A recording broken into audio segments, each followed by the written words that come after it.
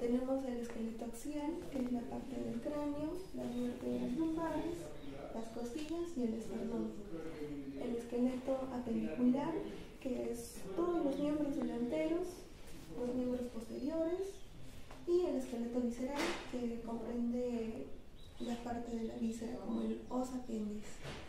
También vamos a relacionar los huesos cortos, los huesos largos, los huesos irregulares y los huesos planos.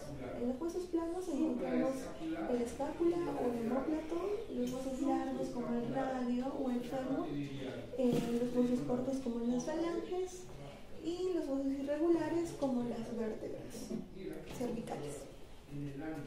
En una vista hacia dorsal señalaremos las partes del cráneo. Tenemos la parte occipital, la parte interparietal, la parte parietal, la parte del arco cigomático, la parte frontal, la parte del maxilar, el hueso lagrimal, la parte nasal, la parte incisiva.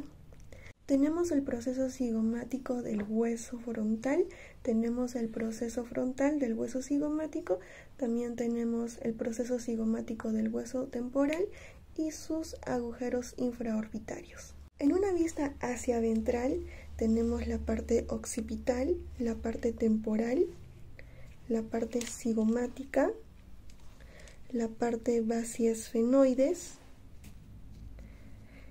la parte pterigoides, la parte preesfenoides, la parte del vómer, la parte palatina, la parte maxilar, la parte incisiva y los agujeros de la fisura palatina. En una vista hacia ventral caudal encontraremos el agujero alar caudal, el agujero alar rostral, la fisura orbitaria y el agujero óptico. En una vista caudolateral encontraremos el agujero palatino caudal, el agujero esfenopalatino, el agujero maxilar, el agujero fosa para el saco lagrimal y los agujeros alveolares. Ahora señalaremos las partes de la mandíbula en una vista lateral, que se compone por una rama y por un cuerpo. Empezaremos primeramente por el proceso coronoideo, por la incisura mandibular, por el cuello de la mandíbula, por el proceso angular, por la fosa massetérica y los agujeros mentionanos. En una vista medial señalaremos la sínfisis mandibular, la línea miloidea, la fosa pterigoidea y el agujero mandibular. Señalaremos las partes del atlas. Tenemos el arco dorsal, las alas del atlas, también tenemos el agujero vertebral lateral, el agujero intratransversario, tenemos un arco dorsal, también tenemos un arco ventral y también tenemos la superficie articular craneal. Señalaremos las partes del laxis.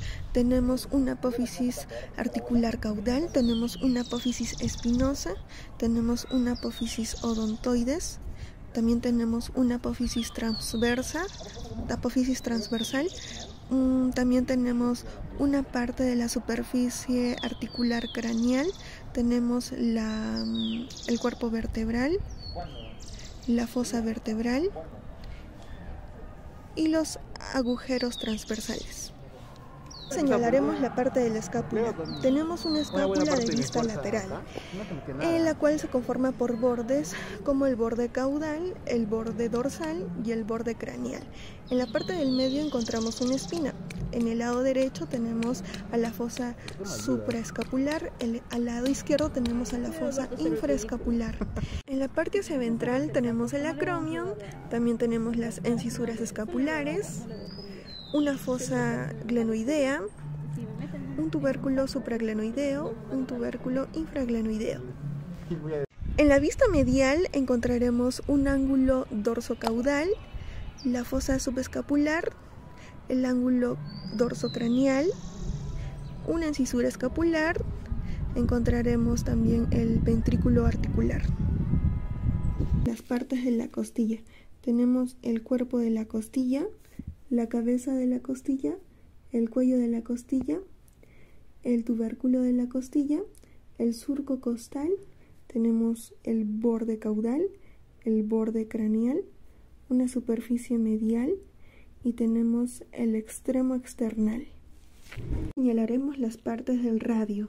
Empezaremos por la cabeza del radio, por el cuello del radio, por la tuberosidad del radio, por la línea oblicua anterior, la impresión del pronador redondo, la apófisis estiloides del radio, las partes de la ulna en una vista lateral. Tenemos la tuberosidad olecraniana, tenemos el proceso anconio, una incisura troclear, tenemos el proceso coronoideo lateral, el proceso coronoideo medial, tenemos la parte del olecranon, el proceso estiloideo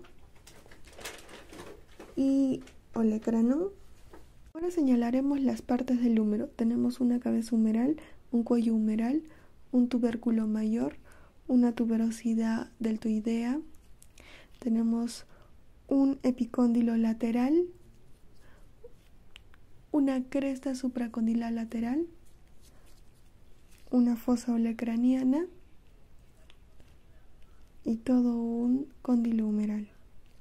Ahora señalaremos las partes del hueso coxal en una vista hacia dorsal.